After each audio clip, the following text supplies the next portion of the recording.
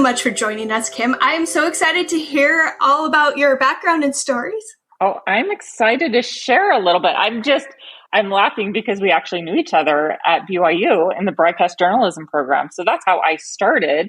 I did the whole BYU, KBYU News Daily Universe journalism program. And actually, my last semester, I covered the political beat. So I spent a lot of time up at the state legislature. I did Provo City Council meetings. And by the end of that semester, I was hooked on government. I loved it.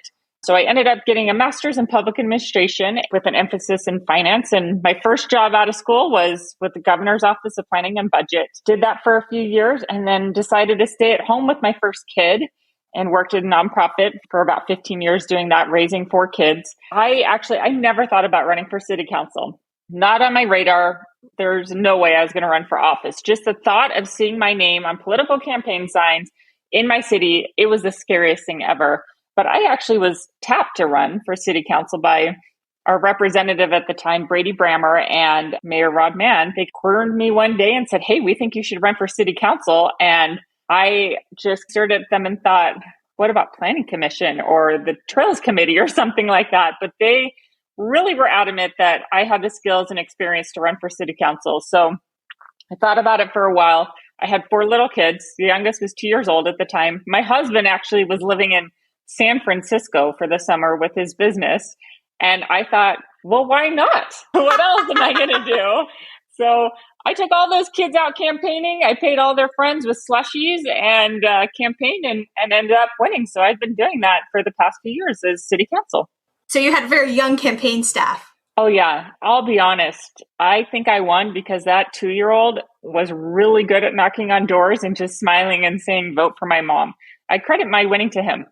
Yeah, I would vote for somebody who did that for sure. Yeah. 2-year-olds are adorable. How old was your oldest? Like, what was the spread of your kids when you decided to do this?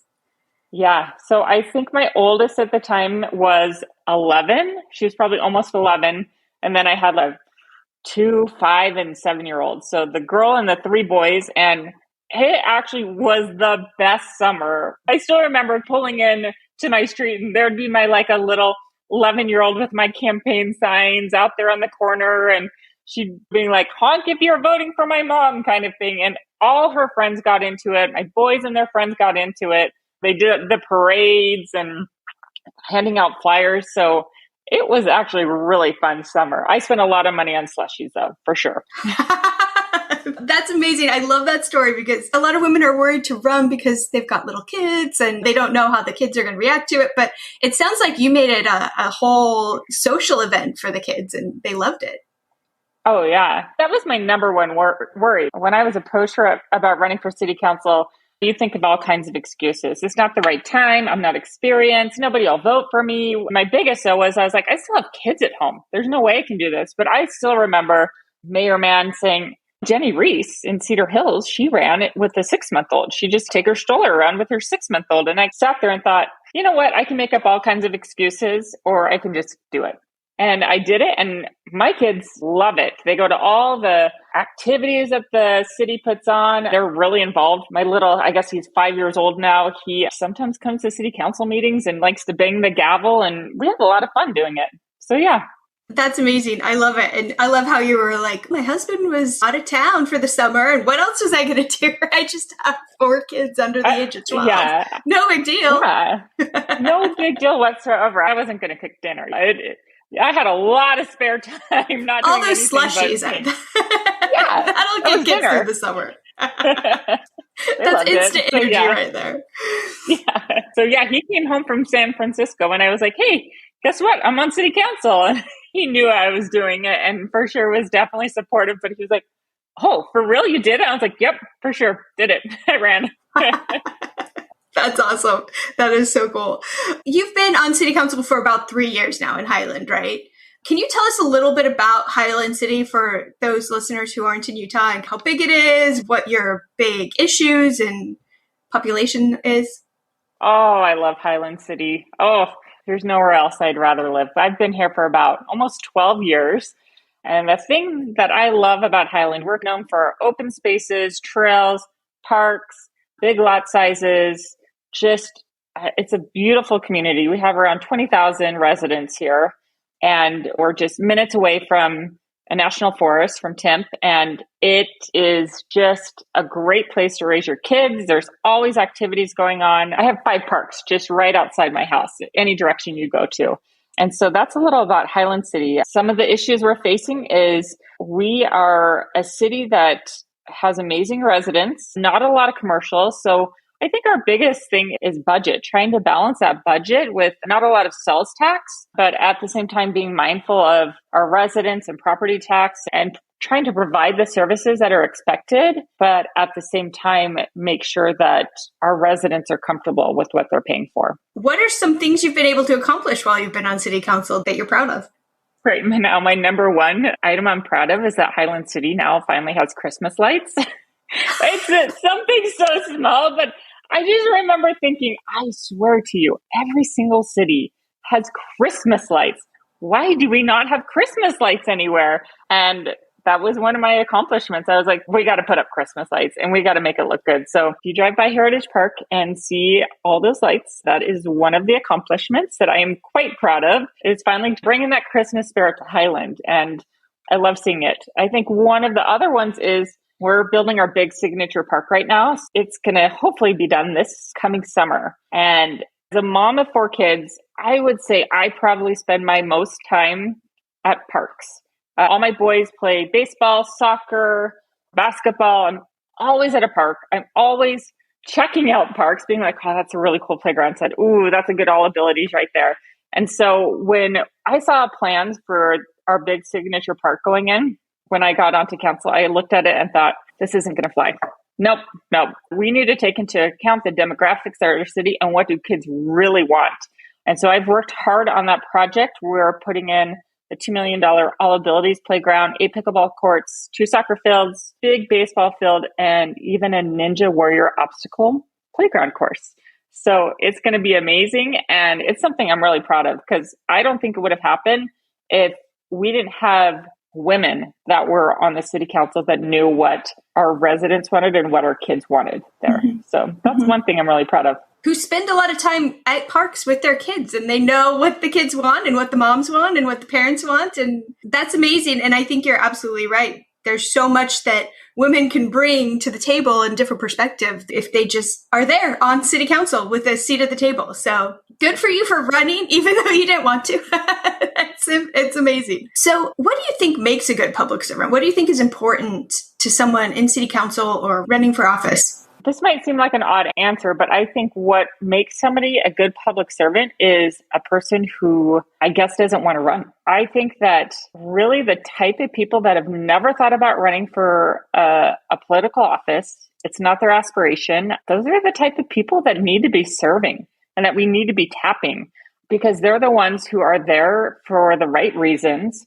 They're there to help. They're there to do good. They see something they can help fix or see how they can help their city or state progress. And that's why they're there and not for any other reason. And I think that's what makes somebody a good public servant is really because we might not want to be there, but we are there and we are there for the right reasons. Yeah, absolutely. That's so true. You want people who are there for the right reasons and not out there for ego or to get famous on the news or whatever reason they want to do it. So I want to hear a little bit about your other job, your job in the governor's office. What do you do there and what's that like? Because that's a big part of public service too. It's behind the scenes, but it's important and you're doing a lot of good. I'll tell you all about it. So 15 years ago, I used to work for the governor's office planning and budget as a budget analyst. I got to say it was the best job. I was over natural resources, which people are like, that sounds like the most boring job ever. So much fun. I would go around the city checking out why we needed more money for trails or snowmobiling to see why we needed money here or checking out Moab or all over. I just got to travel all over to understand what it is that Utah lacks and where we as a state can help. And so I did that for a few years and then did the stay-at-home mom thing and working nonprofit and just being involved and always following the state and bills. I'm a little bit of a political junkie that way. Actually, just a few months ago, my colleague, Sophia DeCaro, we used to be budget analysts together. She is amazing. And she's actually run for office and has served as a House representative. So she was tapped by Governor Cox to be the new director of the governor's office of planning and budget. And she reached out and was like, hey, are you ready to come back? And I decided to come back. It's time. And I feel like I have a fun job. I help out with all that COVID money that the cities and counties are receiving and making sure that they're spending it correctly, staying within the compliance and federal governments. And I also get to work on those local match grants that cities and counties have received as well from certain ARPA funds.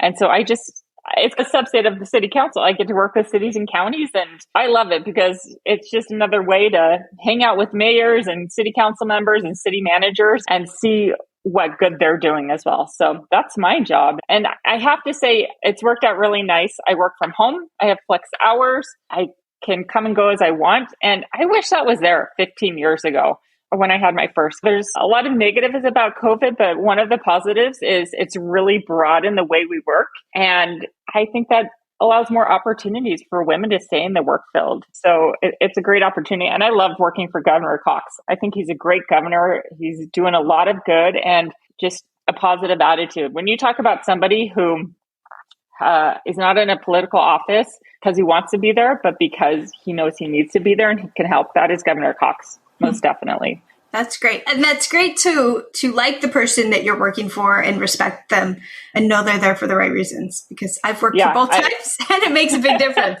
Yeah, I would not be there if I did not like and respect the person I'm working for, just because you're trying to follow an agenda. And if you don't believe in that agenda, then it's really hard to follow. And it sounds like your work on city council would have really helped you in your position now, because there's a lot of overlap and your perspective as a city council person has got to help when you're figuring out stuff. Yeah.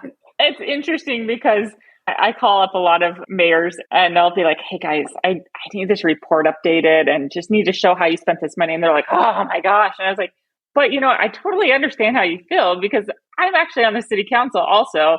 So isn't it a pain to do these reports? At the same time, we just need to make sure that we're spending our money correctly. And so once I say that, then it's nice because they are like, so you understand? I'm like, absolutely. I understand both ends here. It's great. And it's really helped me, even being on city council, just being like, I'll see you. We have ULCT. So I'll be like, see you at the next ULCT as city council or your fiscal grants managers. That's awesome. And I totally agree with what you said about COVID changing and opening up the way people work, because there's been such a shift in the past couple of years to allow flexible working and different arrangements. And it's incredible because, like you said, if that had been there 15, 20 years ago, what a difference it would have made in women's life, especially, and in their decisions. And I'm just so excited for these generations coming up and coming into the workforce in a time when there's actually so many more options for them that doesn't require them to sit in an office away from their kids from 9 to 5 every single day. I'm a big advocate of it. If you can stay in the work field, do it. I look back 15 years ago and I looked at so many different options of what could I do. I wanted to be at home with my daughter, but at the same time, I didn't want to leave.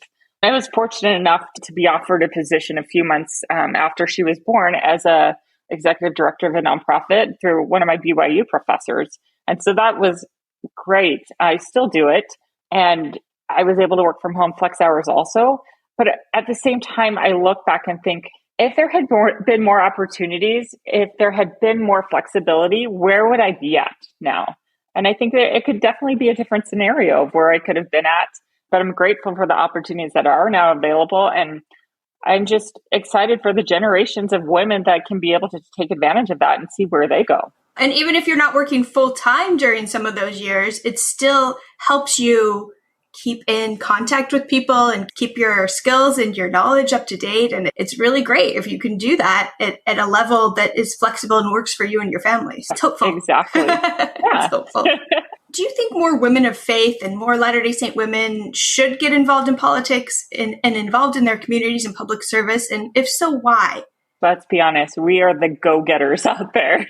I definitely think we should be more involved. I just see how women in our religion, of our faith, how they just know how to see something that needs help. And they don't just think, man, that person needs help. No, we are always the one that are looking and seeing a problem and coming up with solutions And then we have the passion to then solve it and follow through on that. And I think that's why we need to be involved.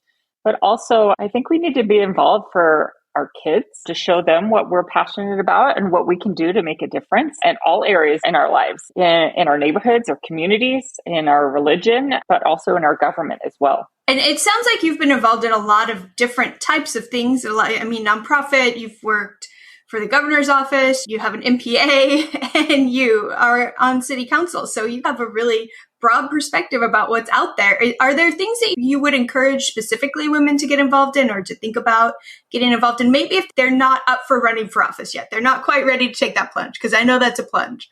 Whenever somebody asks me how to vote, I never say, this is a person you should vote for. I always say, okay, so what are your passions? What do you want to accomplish?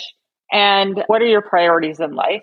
And then from there, I say, this is the candidate that aligns with your priorities and passions. And I think at the same time, when it comes to being involved and giving service, look at your life and think, what are my priorities? What are my passions? What do I want to see changed? Or what do I think I can do to make better? And then look at avenues that you can do to get involved, whether it be PTA, nonprofit work, even just with your kids, being able to help them in areas to be more involved as well. I was involved in the PTA and I love that. That helped me to give confidence. And I think that's really the main thing when it comes down to it. The more we're involved and the more we give into those passions and priorities of making a difference, the more confidence we have to see that I can actually make a difference. And I am doing good and I am experienced and I am educated in those areas because that's what you like and that's what you are passionate about. And being passionate, I like that because you don't want people running for office and getting involved just because they want it on their resume. You want them to do it because they're passionate, because they care, because they want to make their community a better place for families and children. And if women go at it with that perspective, especially Latter-Saint women, we're always looking for service opportunities. And sometimes we overlook public service opportunities and community service opportunities because we're focused on church or other things instead of looking at, okay, I could get on a board or I could run for office or I could work in politics somehow or for government somehow. And I think that's what we want to tell women on this podcast is you don't have to do those things. There's a lot of ways to get involved. And you're such an inspiration for that because you've done so many of them. So that's amazing. What kind of hesitations do you see women express when they're considering running for public office? So many. I think the main one is confidence. I can just say from a personal perspective, I feel like looking back, I'm somebody who has an undergrad degree, who has a master's, who worked for the governor's office, did nonprofit work. I'm a mom of 4 kids. And when I was asked to run for office, my number one thought was, there's no way I could do that. I'm not experienced enough. I'm not knowledgeable enough. There's no way people would ever vote for me. I'm a mom of 4 kids. No, I thought for sure I will lose. And I remember even going to the city council meetings and looking up at those city council members up there. They were all men, all older, and thinking they're so much better than me. They have so much more business experience and knowledge. Fast forward to today, and I want to just shake that self 3 years ago and just say, you are amazing. You know how to do this. Just put your mind to it. You are experienced, you are confident, and you don't have to have an educational background. You don't have to have work experience. You just have to be able to want to give and to be passionate about something and make a difference. And so that's what I would just want to tell women is you don't have to check off all these boxes in order to run for office. All you have to do is say, you know what? I have the time, I have the effort, I have the passion to do it. I'm going to do it. And to be honest, we don't even have the time, but still we make the time. So yeah. Yeah, the time might not happen. It sounds like you have 3 jobs right now too. Like you're still doing the nonprofit. I actually have 4. You're going to laugh at me. I run and I teach a treadmill class at the rec center. That is my 4th job. And it's something fun. I've done it for 11 years. I love it. Every Monday morning, you'll find me there barking at people to tap up their speed and yelling at people. And maybe it's just a way to run out all that anxiety and aggression. So yeah, I have 4 jobs. That's incredible. You got time for it. You got time for it. Yeah. No. Oh, and 4 kids too. 4 kids. Yeah. That's nothing. They're amazing. That's so cool. And it sounds like you're just the type of person who sees something interesting that they want to do and just goes for it and does a great job at it. Of course you have 4 jobs. Why wouldn't you? Maybe it's because I can't say no, but I don't know. If it's something that you want to do, you'll make time for it and you'll make it a priority and your family will rally around you. And I think it's been great for my kids. My kids are really independent and they're great at getting their work done. And, my daughter, I swear she always cooks. She just cooks dinner for us and she loves it. And my boys are very independent. So it's worked out well for our family to take that route. Yeah, I love that. I found something similar too. If I am working or busy, my kids really step up and they're learning all these great skills. And I'm so grateful for that because they learn how to cook. They learn how to do their laundry. They learn how to get stuff done because mom's not going to pick up all their slack. So they're old enough to do it and they might as well do it. It'll help them when they're older. I still remember looking over and seeing that little 2-year-old just popping some chicken nuggets in the microwave and thinking, yeah, that works. That works. Okay, go for it. You got your lunches now. Yeah. And it gives them confidence too, that they are capable. And they're so much more capable, I think, than we often give them credit for. But it's fun also. Like my kids are really involved in sports. My boys, they all play baseball and soccer. My daughter does comp cheer. And so it's actually a great avenue for me as well to always be out there in the afternoons, evenings on those fields, in the parks and watching them and talking to other parents and being like, so what do you think of this park? What needs work here? It is great for me as well to be able to connect with my residents because I'm always out there just hanging out with the parents. And that's how I find out what needs working on in Highland. Yeah. It doesn't have to be official events, right? You're just living your life and because you're involved in your community, what the community needs and talk to the people in your community. You don't have to schedule those meet and greets and all that kind of stuff because your whole life sounds like a meet and greet, right? I'm meet and greeting all over the place. What's a challenge you're facing as an elected official and how are you tackling it? So many challenges. Right now, just budget-wise is a challenge for us. I think everyone across the board can say inflation has hit us hard, but it's a double-edged sword because it's hit our families hard, but at the same time, it's hit the cities hard. So normal services that we provide are costing a lot more money. Salaries are skyrocketing. So we need to pay our public safety, all of our staff more. But then how do we pay for it? Because we don't want to put those costs and those burdens on people that are now feeling it. So that's, I think, the biggest challenge right now is trying to find that middle ground of how can we provide those services that are expected, but at the same time, not further burdening our residents with even more taxes and fees. And so it's a hard one to grapple with, but Highland City is a great place. And they really see if we need to increase our public safety's salaries in order to retain them and be able to provide the services our residents want, then they were like, okay, this is something that I'm willing to pay for. But in other areas, we'll take cuts as well. Yeah, that does sound hard. And I think probably that's a pretty universal problem right now in government and communities because you don't want to tax people more when they're hurting so much, but everything costs more at the same time. So it's a catch-22. Yeah, you're really trying to you got to start thinking outside the box. I always like to say, where can be more proactive and not reactive? Because if your roads are crumbling, you got to be proactive about it. Put in the work right now, put in the money right now to maintain your roads instead of putting in 10 times more money to fix them.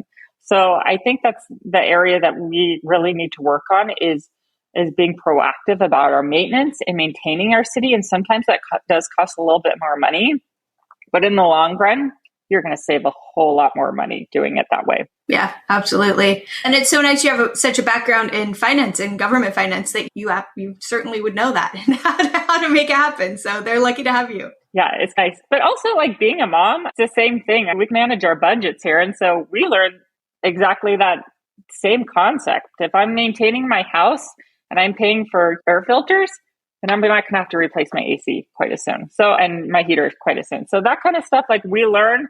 And that's why I'm always like, you women don't need education or experience. You have it. You have it. So put it to work. Yeah. For sure. So did you have a mentor to walk you through the process of running? How did you figure that out? I know you had the slushies, but beyond the slushies, because I know there's more to it than that. So how did you figure out like how to print campaign signs and what doors to knock and all of those things? So I actually went to, it was called back then Real Women Run. I think it's called Utah Women Run right now. I actually kind of was introduced to them by Mayor Mann and Susan Matson it was a 1-day training course. And I was like, I'll show up. I'll see what it is. And it was great. I encourage all women just to go to one of their trainings. Not only does it give you confidence, it gives you networking, and it gives you a lot of skills in order to run a campaign, what to expect, how to do it. So that was one thing that I did that kind of started it off. The Representative Brady Brammer, Mayor Mann, City Council members on Highland, I basically met with all of them and said, hey, how did you run your campaign? And they were great. They gave me all their information, their brochures, their spreadsheets, and really helped me here's your list of political influencers. You got to hit these people right here. Here are these phone numbers. Go knock on these doors. So the whole city council and mayor, they really helped me. And then Sophia DeCaro, she's amazing. We have been friends since before our kids were born. And she took me out to lunch and said, what can I do? I'll knock doors. Here are my brochures, my flyers, all the information of how she ran her campaign. And along the way, just coached me and gave me confidence as well. So those are like really my big mentors. And I will say it, if anyone ever wants to run for a political office, I would love to help you out. I would give you all of my tips, tricks, my flyers, and where I went to buy campaign signs. I would love to help. I'll knock doors for you. It's fun. And I just love seeing that confidence grow when women realize that it's not that bad campaigning. It's really not that scary. That's amazing. It sounds like you had a lot of people who believed in you and who helped you and supported you. And I think women don't realize how those people come out of the woodwork when you decide to run for office. And they'll be surprised at how many supporters they already have, how many mentors they already have. It was actually interesting because there's 3 city council member seats open, and another candidate that was running her name was Brittany Bills. And we kind of tag team and we said, I'll help you, you help me. Let's combine our efforts and campaign together. And it was a lot of fun to say, vote for her, vote for me. And we completely just helped each other out. And so if you have somebody that's running it, you can tag team also and just say, how can we help each other out? Yeah. Yeah. And that's really nice in like school board and city council seats where it's not just one seat. There's often multiple seats open. And so you both can win. You talked about Utah Women Run and their training program, their campaign program, and they have a great program. There's also just so many organizations, if you're not in Utah, that do these kind of things. And some of them are online. They're often free. I mean, I think I would definitely encourage women to go to these, even if they're not sure they want to run, or even if they think they want to run in 10 years. It might just open up a lot of windows in your brain and help you figure out exactly that it's not that big of a deal. It's not that hard. It's something you totally can do. Yeah. And the training I went to, I am still friends with the women that sat at my table. None of them ran, but they're all go-getters who just want to know the process. And eventually when they're ready, they want to have it and be able to start out the door running. And it's just even a great networking event as well. I'll be attending the one in a few months as a mentor. And I'm excited because I would love to mentor anyone that's interested in running. When does your term end? And are you planning on running again? Yeah, so I will be up for re-election. Yep. I have one more year left and I don't know what I'll do. I'll probably run again. I love city council. It's fun. Those meetings are long, but we have a good council. We all get along. We are cracking up laughing. It's a good time to be on Highland City Council right now. Okay, so do you have any advice you want to share before we wrap up? I just invite you guys to really think about what you're passionate about, what your priorities are in life, whether it be public service, anything, and just get more involved. Know that sometimes as women, we don't think we are enough or that we don't have anything to bring to the table. But I just want to tell you, we are enough. We have a ton to bring to the table and so much to provide our community, our residents, a society. So look at what you can do and start getting involved. And if there's anything that I can do to help, I would absolutely love to help as well. Thank you so much for joining us. It's been so fun to chat with you.